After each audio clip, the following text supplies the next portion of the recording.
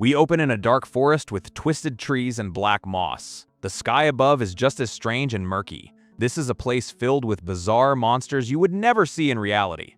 And our protagonist is caught in the jaws of one of them. The creature's massive jaws are about to crush his head, and just like that, it is over. But then he wakes up, jolting out of bed. He clutches his throat, trying to catch his breath. For 12 years, he has been having these dreams, feeling the pain of death. Back in reality, it is just another normal day, but he cannot forget. He sketches the monsters from his dream and analyzes them. He says he can endure the pain of dying over and over. His entire life revolves around this endless cycle. The real problem is sleep itself. He is just so tired. If he falls asleep in reality, he is sent to that nightmare world, and if he dies in the nightmare world, he gets sent back to reality. So yeah, there is no way for him to get a proper night's sleep. Man, what a terrible curse to live with. So for 12 years, he did everything he could to survive the dream.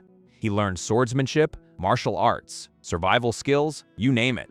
And it worked. He started dying less and less often. However, that did not solve the core issue. The fundamental problem is still sleep. A doctor gives him some advice. Try to find something you want to do. Something he wants to do. The words echo in his mind. All our boy wants is to finally fall asleep. He just wants to sleep soundly for once in his life. But instead his nose just starts bleeding. He clutches his throat as the bleeding gets worse. His eyes widen in confusion as he loses control, and then he just collapses onto the floor. He lies there completely still in a pool of his own fluids. Suddenly, his body feels light and his terrible headache is gone. It feels like fresh, clean air is filling his lungs. He feels like he finally slept well after 12 long years. He starts to wonder if he actually died. If so, then where is this place? He opens his eyes to find himself in a strange forest. He realizes this is the nightmare world he has suffered in for years. He immediately snaps to attention on high alert. A giant, lizard-like creature slithers up the tree behind him. The multi-eyed monster stares down with hunger. He thinks about the amount of blood he lost back in his room. He concludes that he might really be dead this time. If that is the case, he has a decision to make. He stands up, realizing there is no reality to return to. From now on, this nightmare is his reality. He knows exactly what this place is and how to survive. He decides not to fight, planning to find a safe place first. He stays quiet, already forming a plan. He grips his blade, thinking, but what is this feeling? He decides he does not want to run away from this lizard beast. He wonders if it is because he finally slept well, or because his body is young. The massive lizard beast towers over him, ready to strike. It lets out a ferocious roar, its fangs bared, his hands tighten on the hilt of his sword, his body screaming at him. Every instinct is telling him to fight and to survive. He launches himself forward, slashing deep into the monster's side. Blood splatters across his face, but his eyes are locked on the target. The beast slams its massive fist into the ground where he just stood. He stands over the fallen beast, victorious after a brutal fight. Suddenly, pillars of golden light descend from the cloudy sky. He kneels over the corpse, plunging his sword into its flesh. He reaches inside and pulls out a strange glowing blue core. He examines the pulsating blue orb he just retrieved from the monster. The orb is covered in blood, but it glows with a powerful light, and then he just starts eating it. As you do. After his snack, he stands up and surveys the dark forest around him. He makes a promise to himself. In this dark fantasy world, I will survive no matter what. His first goal is simple: get out of this gloomy place. He heads towards a brighter place, leaving the darkness behind. He finds a safe spot high up in a tree to rest for a bit. He thinks about how well he has been sleeping lately. He closes his eyes, finally feeling a sense of peace. A small smile plays on his lips as he rests. Our boy reflects that it has been a month since he came to this place. He kept moving toward the light through the darkness, and now, even when he feels like fighting, he does not go hunting. He thinks betting your life just for fun is insane. From behind a tree, he watches a winged beast feeding on another creature. Still, he admits he cannot help feeling like he wants to fight. The only times he goes hunting are when he needs food. And right on cue, he launches himself at the winged beast. The other reason he hunts is when he can gain a new power. He finds a glowing blue essence inside the demon beast's body. He pulls the gooey substance out of the creature by eating this. He has a chance to obtain the demon beast's power. He notes that since he started this, it's become easier to adapt here. And there is one more thing he found out. It seems this body belongs to someone with the status of a third-class mercenary. He pulls out a tag and realizes he can read the writing of this world. The tag confirms his new identity, a third-class mercenary. A thought strikes him as he stares at the badge. If a badge like this exists, it means people are living somewhere in this world. He sees a bright light shining through the forest ahead, but as he approaches the light, he suddenly stops. He looks down and spots something on the ground. It is a trap, a large metal bear trap. His expression changes as he puts the pieces together. A trap means people might be nearby. He leaps into action. He follows the trail and finds a house in the woods. He cautiously enters, calling out to see if anyone is home. The place seems empty, but he spots a book on the table. He reaches out and touches the old leather-bound book. He opens it up and finds it is a field record of the demon realm. His eyes widen. This is exactly what he needs. The book details the history of this world and its terminology. He knows this book is absolutely essential for his survival here. But suddenly, he hears a floorboard creak behind him. An old man with a crossbow is perched above him, asking who he is. The man threatens him. If you don't answer properly, I'll put a hole in your skull. Meanwhile, our boy is just glad to see another person, but realizes he looks like a robber. He tries to explain. Please don't misunderstand. I just saw a house in the middle of nowhere, so I came in out of curiosity. That's all. The old man is not interested. Then get lost. I've got nothing to do with you. Our boy agrees to leave, saying he understands. But he cannot just leave the book behind. He asks if he can borrow it or even pay for it. The old man glares at him. And if I refuse, our protagonist knows he needs this book to live. So his hand moves towards the hilt of his own weapon.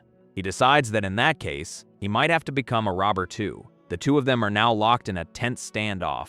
The old man takes aim with his crossbow, not backing down. Our boy thinks he does not know how strong the man is, but he does not think he would lose. The old man just smirks. Seemingly unfazed by the threat, the older man lowers his crossbow and introduces himself as Hector. Our boy sees an opening and introduces himself as Kim Woo Jin.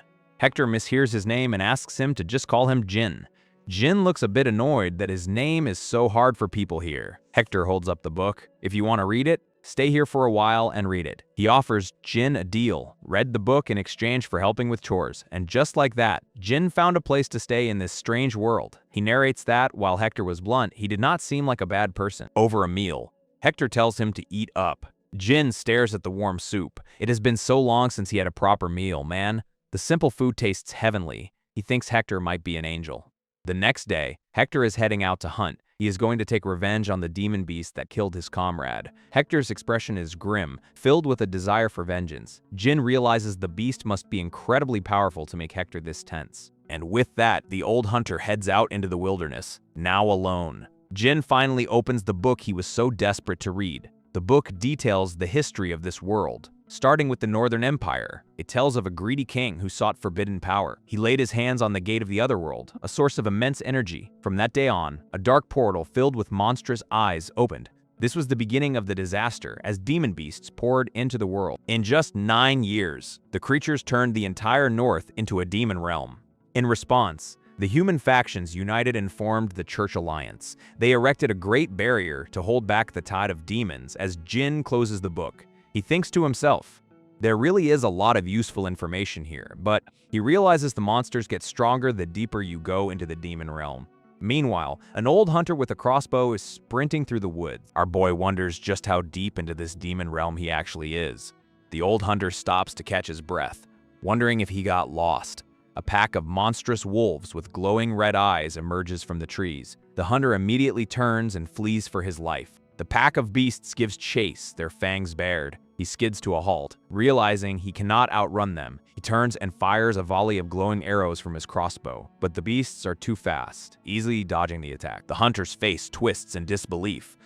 Oh, come on. He is sent flying backwards through the air, revealing our boy standing right there. Jin stands ready for a fight, his eyes glowing with a red light. The old hunter yells at him. Jin, run, it is dangerous here, but Jin does not run. He charges straight past the hunter. The old man can only watch in stunned silence. Our boy's eyes are locked on his target, completely focused. An arrow from the hunter lands just short of the beasts. He launches himself into the air, soaring towards the alpha wolf. The beast roars back, ready to meet his attack head-on. With a powerful downward slash, he brings his blade crashing down. The massive beast is cleaved completely in two.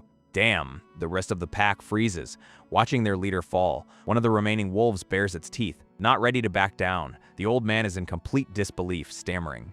You have got to be. He took down a werewolf in a single slash, leaving the old man stunned. The old man calls out a name, Hector. Our boy looks back at him. Is a demon beast like this considered strong? He looks pretty confident for a guy who just arrived in this world. The old man seems to find the question ridiculous. You're asking if a werewolf is strong. He confirms that yes, it is incredibly strong. Our boy just says he understands. He turns to face the rest of the pack. Then, I will hear the details after I deal with the rest. And right on cue, the entire pack of demon wolves charges at him, he notes. They do not look that strong though. There are about 40 of them. His plan is to take out the second in command to shatter their morale. His eyes lock onto his target. He spots an exceptionally large wolf standing at the very front. He leaps into the air, ready to strike his first target. But the lead wolf seems to notice something is off. His eye glows with a menacing red light. The wolf's expression shifts from aggression to fear. It seems to realize the danger it is in, and then it just turns and smacks one of its own pack members. As you do, the leader bolts, leaving its pack to deal with the threat.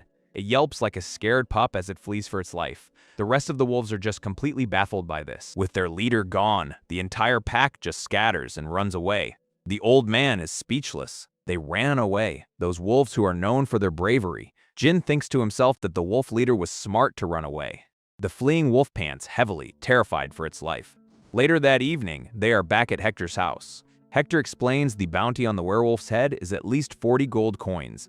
Jin asks if that is a lot of money, and Hector confirms it certainly is. Man, it is enough to live comfortably for 6 to 7 years without working. Jin is shocked that a weakling like this has such a high bounty. A small smile creeps onto his face as an idea begins to form. He realizes that whenever he is short on cash, he can just hunt more monsters. He thinks life here might be easier than the last 12 years, as he places a pouch on the beast. Hector gives him a werewolf hide, jerky, a pouch of silver coins, and a pioneer map. He tells Jin to go to Pioneer Village and find a man named Jacob. Jacob will buy the hide for a fair price. Jin asks if it is okay to receive all this. Hector says it is just payment. Since Jin killed the werewolf he held a grudge against, the old hunter extends his hand. He thanks Jin for getting his revenge and hopes they meet again someday. The two of them shake hands, a sign of mutual respect. Jin looks him in the eye and thanks him for everything. And with that, his short stay at the hunter's cabin comes to an end. Fully equipped, Jin leaves the house as Hector watches him go. He heads off alone into the vast and dangerous woods. As he walks, he spots a strange creature perched on a cliffside. It is a fox-like beast with 2 long tails that end in sharp claws. The creature snarls, its bright blue eye glowing with menace. Jin continues on his path and finally arrives at a fortified settlement, Pioneer Village. Jin arrives at a place he identifies as Pioneer Village. He notes that for a small town, it is pretty well stocked. As he walks through the streets, he notices people staring at him. A few particularly rough-looking men eye him with suspicion. He figures everyone is on high alert because he is a stranger. But well, in a world like this, people can be more dangerous than monsters. He spots a tavern and decides to head inside. The place is packed with rowdy patrons drinking and gambling. A large man reaches out to block his path. Jin ignores him and walks straight to the bar where the bartender offers him a drink. He passes on the beer. More importantly, do you know where I can find a man named Jacob? A man sitting nearby turns around at the mention of the name. He introduces himself as Jacob, and Jin immediately thinks he has the face of a scammer. Jin tells him, I was sent by Hector. He said, if I met you, I could sell a werewolf hide. Jacob is completely shocked, shouting that Hector killed a werewolf. Jin realizes the man assumes Hector did the deed, and decides to just let him think that. Jacob unrolls the bundle and his jaw drops. It is an actual werewolf hide. He cannot believe that old man Hector actually pulled it off. A greedy smile spreads across his face. He says he knew all along that Hector had it in him. But then, Jacob and his buddies surround Jin menacingly. Jin looks at them, asking what they are doing. Jacob drapes the hide over himself. Get lost while I am asking nicely, and I will spare your life. Jin thinks to himself that faces do not lie. He was a scammer, after all. Jacob explains that supplying Hector was a losing business. So this is just him getting his due. The merchant says he needs this hide to make up for all the losses he has accumulated. Jin's eyes glow red as he contemplates killing the man, but he clenches his fist, deciding he cannot kill someone over a mere hide. So instead, he throws his drink right in the merchant's face. The man glares at him. Kid, do not try to be clever and get lost. Jin just stands there silently, covered in this splashed drink. He then turns to leave, seemingly giving up. As he walks away, he tosses a pouch of money onto the floor. The merchant picks it up with a smug look, calling it a smart choice. But then his expression shifts to confusion. because Jin has just picked up an entire wooden table. He calls out to the merchant. "Hey, Jacob!" Jin smirks. "You should have gone for the neck, not the back." Jacob looks stunned. "I take back what I said about being smart." He declares that this kid does not know the value of his life as his men move in. One of the thugs charges forward, screaming for Jin to die. Jin thinks to himself that killing guys like them probably will not give him any guilt. He easily blocks the thug's sword with his own blade. The thug is shocked, realizing Jin is strong, and as Jin's eye glows, it is clear he is more than just strong, he is also incredibly fast, cutting down one man and moving to the next. A huge bald man brings a massive axe down on him. Jin dodges effortlessly as the axe smashes the floorboards. He grabs a round wooden shield from the wall, and he brings it up just in time to block another incoming attack. A man in a tavern yells out in panic as he is suddenly attacked. The sound of a blade slicing through the air fills the room. Jin is a blur of motion, cutting down several men in a spray of blood. His eyes glow with a menacing red light, completely focused on the fight. One of the men holds the severed head of the werewolf. What the? Where did that monster pop out from? He cannot believe a fighter this strong exists in the area without him knowing. He realizes that at this rate, he is going to die for nothing. Jin easily dodges a wild punch from a large brawler. The man's fist just barely misses its target. Jin counters with a brutal strike to the man's chest. He stands over his fallen opponent. A silent and deadly figure, a small cut on his lip is the only sign he was even in a fight. The leader of the group finally breaks. Damn it, everyone run.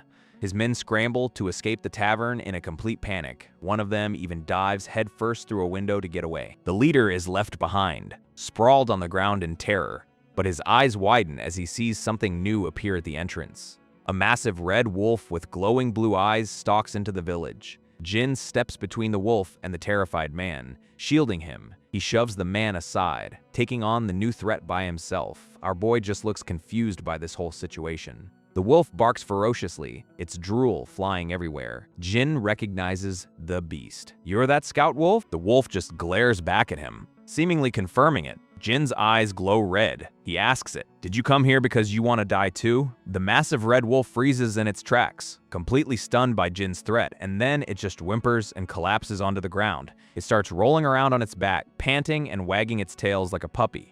This giant monster is just flopping around on the ground in front of them. Jacob's men are just staring, completely baffled by what they are seeing. Jin is just as confused. Wondering what is up with this mutt-like behavior, he looks at the panting beast and a ridiculous idea starts to form in his head. The thugs can only watch in disbelief as Jin approaches the creature. He points at the men and gives a simple command. Bite. The creature's eyes glow as it instantly springs into action. It lunges forward, its claws and fangs ready to tear into the nearest man. The man lets out a terrified scream as the wolf descends on him. It is a brutal and bloody takedown over in a matter of seconds. Jin watches the carnage unfold and just says, "Nice." The last remaining thug can only gasp in horror at the scene. The wolf stands over its victim, its shadowy tails lashing behind it. The leader panics, thinking he needs to get out of this situation immediately. He figures Jin is just a moron, so he can probably talk his way out of this. So he gets on his knees and starts begging, "Please spare me. I will do anything you tell me." But in his mind, he is already plotting his revenge for this humiliation. A massive sword slams into the ground right in front of his face. He looks up in terror, seeing the blood dripping from the blade. Jin holds the sword steady, as the man meekly asks, "Sir," but Jin is not buying the act for a second, thinking what a bastard he is. A dangerous smirk spreads across his face. Who does he think he is taking for a pushover? Jin flashes back to a time his boss begged him, "I am sorry, please, let this slide just once." He remembers his factory manager making excuses about his salary being late. Back then, Jin was soft-hearted and just accepted the situation. He thinks to himself that he should not have done that, because once he gave in, a week's delay stretched into a month, and then 2, he would ask about his pay while the manager practiced his golf swing indoors. The manager would just look at him with contempt, calling him a punk. He even had the nerve to call Jin selfish, treating him like a complete pushover. Back in the present, Jin stands over Jacob, remembering how awful it felt to be powerless. He turns away from the terrified man, having learned his lesson from the past. Jacob watches him go, his face a mask of fear. But that fear quickly twists into a greedy, sinister smile. The merchant lunges forward, pulling a knife to stab Jin in the back. He screams for Jin to die as he goes in for the kill. Jin simply turns, his red eyes glowing as he dodges the attack.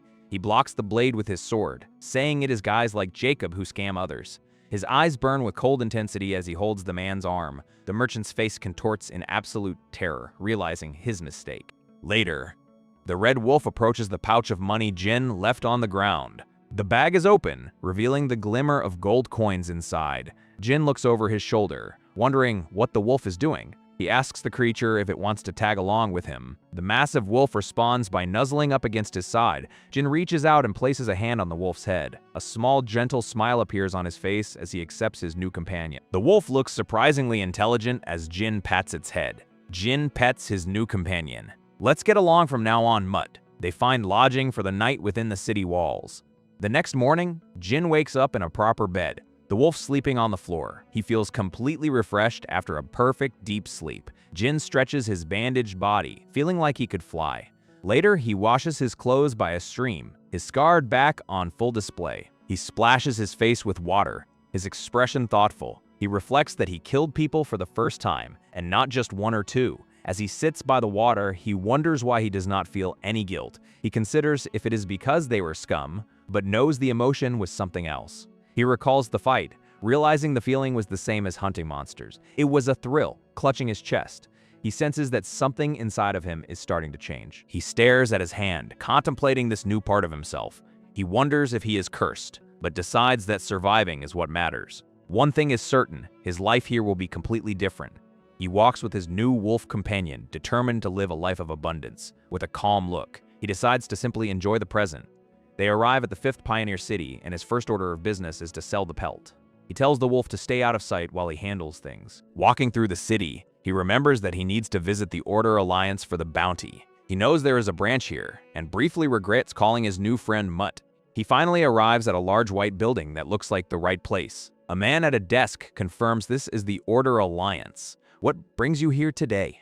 Jin answers by slamming the massive werewolf hide right onto the man's desk. Jin arrives at a bounty office with the werewolf hide. I'm here to collect a monster bounty. The clerk scoffs, dismissing it as just dog skin and telling him not to pull pranks. But as he inspects it further, his eyes widen in sudden realization. He unrolls the pelt and shouts that it is a real werewolf hide. The man is sweating, nervously asking if Jin caught it himself. Jin calmly confirms that he did so earlier. Sometime later, our boy is waiting alone in a well-furnished room. The clerk returns with a heavy pouch, apologizing for the delay in verifying the pelt. He confirms the hide is authentic and presents the reward. Jin places his hands on the large pouch of money. He opens it to find a pile of gold coins. Feeling a new kind of excitement, a greedy smile spreads across his face as he holds the gold. Money is definitely a good thing. The clerk interrupts him, and Jin turns to listen. The man asks if he would be interested in another request. Jin's interest is piqued. A request. The clerk explains he has a problem that is causing quite a headache. A monster has taken over the quarry, so workers cannot mine for bloodstone without the mine. The city's economy is collapsing, and the monster is stronger than a werewolf. But the clerk says with confidence, I feel like you could handle it, brother. Jin gets straight to the point, asking what kind of monster it is. Its name is Mad Skull, a beast with a bounty of 70 gold coins. Jin recognizes the name. I've read about Mad Skull in the Chronicles. And yeah, he adds that it is a monster he has already faced before. He remembers its incredibly hard skull and its insane aggression with strength far beyond that of a werewolf. Damn! He recalls it took him a month and about 28 deaths to kill it the first time. The clerk leans forward, asking, do you think you can subdue it? Jin pauses for a moment, considering the offer. A predatory grin spreads across his face. Of course! My next prey has been decided. He flashes back to the brutal fight with the thugs. Getting slammed into the dirt, he remembers the bloody result of his counterattack. His eyes glow with a new resolve, thinking that this time will be different. Standing over his defeated foe, he vows to never be taken for a pushover again. With his mind made up, he turns his attention to his companion. He tells his wolf that it is next on his list. Sometime later, they arrive at the massive abandoned quarry. Jin walks along the stone terraces, knowing the mine was shut down because of Mad Skull. The gloomy atmosphere of the place is chilling. He decides it is best to finish this job as quickly as possible, but as he moves to enter the quarry floor, a voice shouts for him to wait. A group of men stops him, their leader asking him to wait his turn because they were here first. Jin is annoyed, wondering since when there is a queue for hunting monsters. The red bandana leader just gives him a slightly awkward smile. He then changes his tune, offering to let Jin join their team to hunt together. Jin weighs his options, knowing it would be a waste of time to wait for them. He thinks it might be better to work together, even if it means sharing the loot, but a memory of a treacherous face flashes in his mind. He decides he cannot trust these people. You seem to have plenty of people, so why do you want to bring me along? The leader laughs it off. Haha, it's embarrassing to admit, but I prioritize safety over performance. He looks Jin right in the eye. You're strong, aren't you? Jin notes the clerk's sudden formal tone and asks why he thinks he is strong. A red-haired man points out that the wolf would not be following him otherwise. A blonde woman adds that wolf monsters are too independent for even the Order Alliance to tame. Jin is annoyed, wondering when Mutt decided to show himself. He sees the woman feeding his wolf a huge piece of meat, a delicacy he has not even tasted. The wolf looks guilty, holding the giant meat leg in its mouth. It then drops the food onto the ground. The massive wolf stands up, leaving the offering at Jin's feet. Jin is fuming, thinking what his Mutt takes him for. But man, that meat on the ground looks incredibly delicious. He starts sweating, clearly tempted by the food. His body moves on its own, as he wonders when he last ate a proper meat dish. He hesitates, remembering a dog was just eating it off the ground. His hand reaches for it anyway, his human dignity on the line. Poor guy. The blonde woman offers him some food. If you're hungry, would you like some? Jin looks up at her, completely stunned by the kindness in his eyes. She appears like a goddess he can trust. So anyway, he joins their party as they head towards the quarry. He takes a bite of the meat and is blown away by the flavor. The woman then mentions they have not properly introduced themselves. In response, the man is Jonathan, captain of a mercenary group, and the woman is Claire. Jin introduces himself, correcting his old name to just Jin. Jonathan gives a knowing little smirk. They arrive at a massive pit where Jonathan orders his teams to set up traps. He turns to Claire, asking if she is ready to begin. Jin remembers a time from his past, surrounded by a strange green light. He wonders if what he is seeing is magic. He realizes this is the magic he read about in the Chronicles. A woman named Claire casts a spell, asking for blessings upon the land. The spell is called Feather Step, and it envelops the entire part. The man with the bandana praises Claire's buffs, saying they are excellent. Claire warns him that the spell will only last for 3 to 5 minutes. She tells everyone to stay ready. The man with the bandana dashes off, shouting that he will lure Mad Skull to them. Jin notes that the man, Jonathan, is much faster now and thinks magic is cool. He wonders if he could learn to use magic too.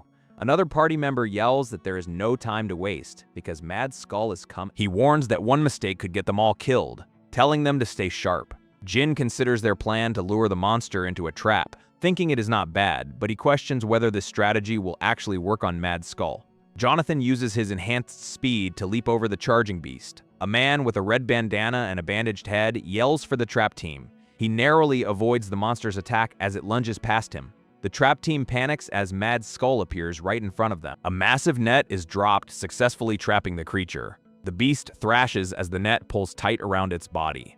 The leader shouts the command for the spearmen to attack. The men get their spears ready, preparing to strike the trapped monster. They all charge forward, plunging their spears into Mad Skull's back, but the monster just lets out a roar. The spears not seeming to do much damage. So anyway, a group of men are trying to hold something back with long poles. And yeah, it is a massive tusked monster caught in a net, and it is not happy. Jin watches the scene unfold, thinking this is not good at all. From his view, it is clear the men are being completely overpowered. They are getting tossed around like ragdolls, unable to restrain the beast. The monster lets out a roar and just shreds the net to pieces. Its red eye glows with pure rage as it finally breaks free. It slams its body down, scattering the remaining men. A blonde woman watches in horror, her hand glowing with blue magic. She looks ready to cast a spell, probably as a last resort. But Jin suddenly steps in front of her, facing the monster head-on. He digs his heels in, preparing to fight the Mad Skull himself. He grabs one of the monster's huge tusks with both hands. Man, it is a pure contest of strength as he holds the beast back. The blonde woman yells at him that it is dangerous, but he just tells her not to worry, because he knows exactly how to take down a Mad Skull. He uses the monster's own tusk as a ramp, running right up it. The beast snaps at him, but he is already twisting through the air. Jin lands perfectly on its head and draws his sword. He brings the blade down hard, but it just bounces off the creature's skull. He gets thrown back, thinking he thought he had gotten stronger.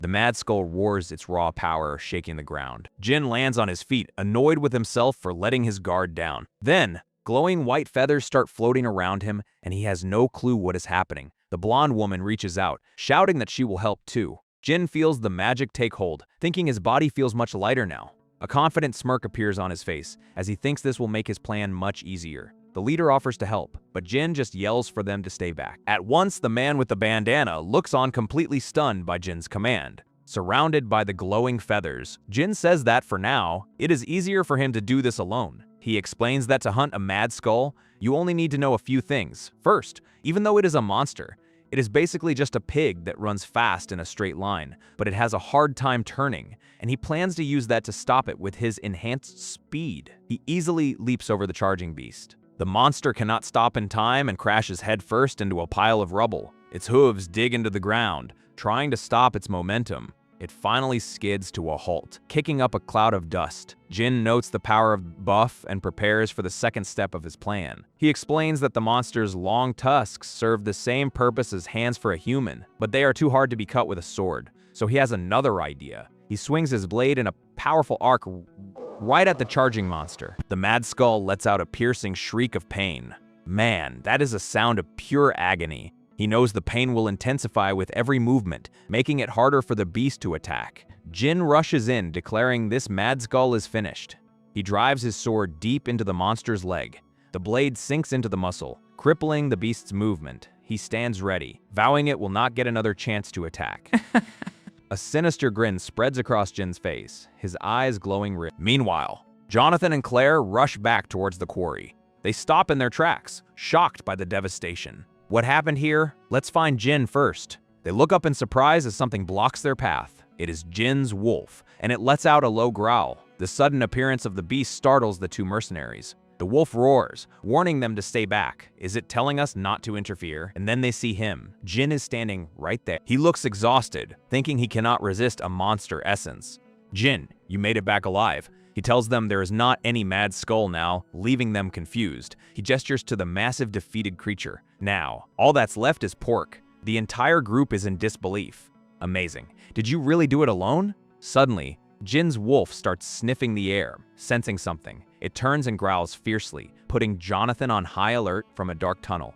Another tusked monster emerges. Its red eyes are filled with rage. Jonathan shouts for everyone to prepare for battle against another mad skull, but Claire stops him, telling him to wait. The new monster is not alone. It has two small piglets with it. The little ones squeal nervously behind their mother. The mother boar glares at the hunters, ready to defend her young. Jin and his wolf simply stand and watch the scene unfold. The mother boar turns and begins to lead her family away. She looks back at the group one last time, wondering why they are just leaving. Jonathan realizes the monster was planning to raise its young here. I feel kinda bad. Jin looks out at the horizon. Anyway, I'm glad it left peacefully. Later that night, they arrive at the 5th Pioneer City. The group heads straight for a local tavern to celebrate their successful hunt. Jonathan raises his arms. Great work, everyone. Without anyone getting seriously injured, I can't tell you how happy I am that we caught the mad skull. He gets a greedy look in his eye, announcing it is now settlement time. The rest of the mercenaries cheer loudly, excited to finally get paid, but Claire is confused. Wasn't the reward 70 gold coins? This looks like way more than 70 coins. Jonathan just laughs, saying it is all thanks to him making a fuss. He explains that there were 2 mad skulls and even piglets, so he demanded a bigger reward. The new total is a whopping 110 gold coins, and his crew praises him for it. Jin cuts in. But we didn't fight the mother, and they still gave you that money. Jonathan gets a shifty look, admitting he told a little white lie. His crew just laughs, saying if you do not get caught, it becomes the truth. Jin watches them with his arms crossed, thinking they are interesting people. Jonathan suddenly claps a hand on Jin's shoulder. He announces, I'm thinking of giving half of the earnings to Jin. Anyone have a problem with that? Jin is completely shocked by the offer, asking if he means half of it. Jonathan just smiles, telling him to please accept it happily. He says since the reward went up, there is enough for everyone to split. The other mercenaries all give a thumbs up, totally on board with the plan. Jin considers it, thinking that their buff and trap were actually a big help. He takes a drink, realizing that it seems not everyone here is bad. So Jin stands up and offers to pay for all the drinks tonight, and the whole tavern erupts in cheers. The party gets into full swing as everyone celebrates their victory and their pay as Jin drinks. He feels a presence behind him and turns to see who it is. Jin asks Claire where she's going, and she tells him she is off to practice magic. He is a little surprised by her dedication to training.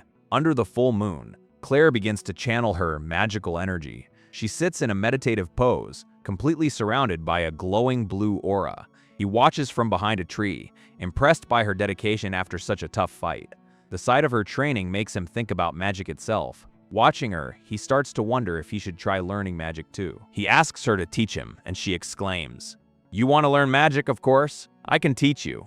He is surprised she agreed so easily, but she says she wanted to give him a gift anyway. She explains that he saved her from the monster, unlike a certain someone in the background. She praises Jin for protecting her, saying she would refuse to work with a group that did not. Jonathan interrupts. "You can't learn magic in just a moment. We have to leave this town within 2 days, remember." Claire suggests Jin should join their group, but Jonathan thinks a powerful hunter would not want to.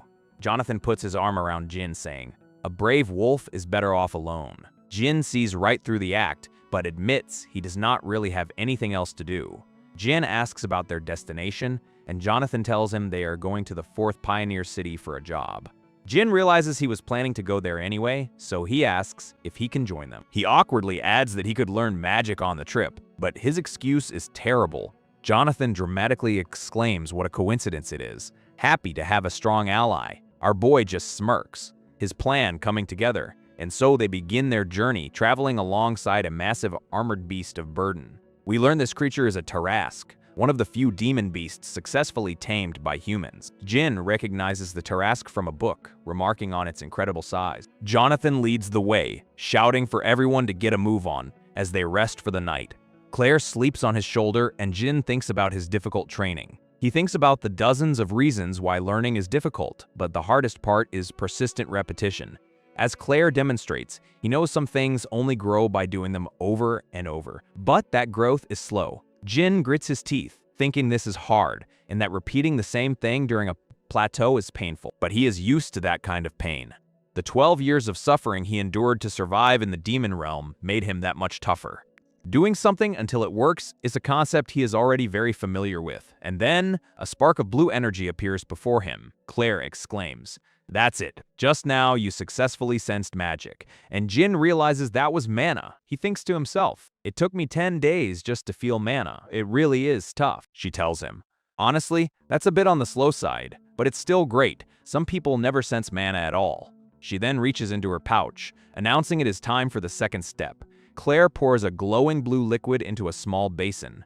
She looks at him with a sly smile. "Take your clothes off." Jin is completely bewildered by the sudden request. The wind blows through the tree under the full moon. She dips her gloved fingers into the glowing liquid. With his shirt off, she draws on his back. "I'm creating a path so I can inject mana into your body." The glowing magic circle is now complete. "All right, all done? I'm going to infuse you with magic now, so focus on how it feels." Jin closes his eyes and prepares himself, saying, "Okay." Her hand touches the circle on his back, and it begins to glow intensely. His entire body is now bathed in a powerful blue light. As she channels her energy into him, he thinks this feels completely different from what he sensed before. Deep inside his body, he can feel something thicker than blood flowing through him.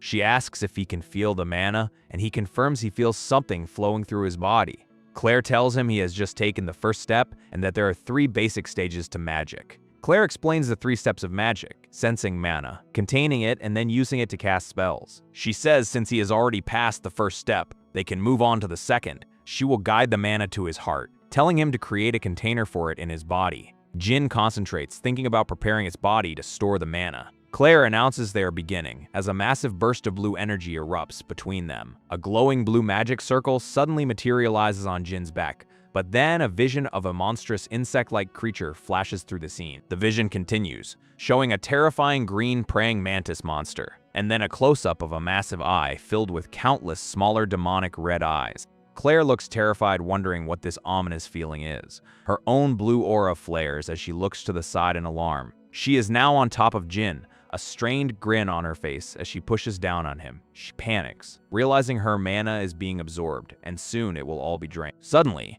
a sharp scythe-like tail whips past her head. It was Jin's wolf, which just flung her off of him to break the connection.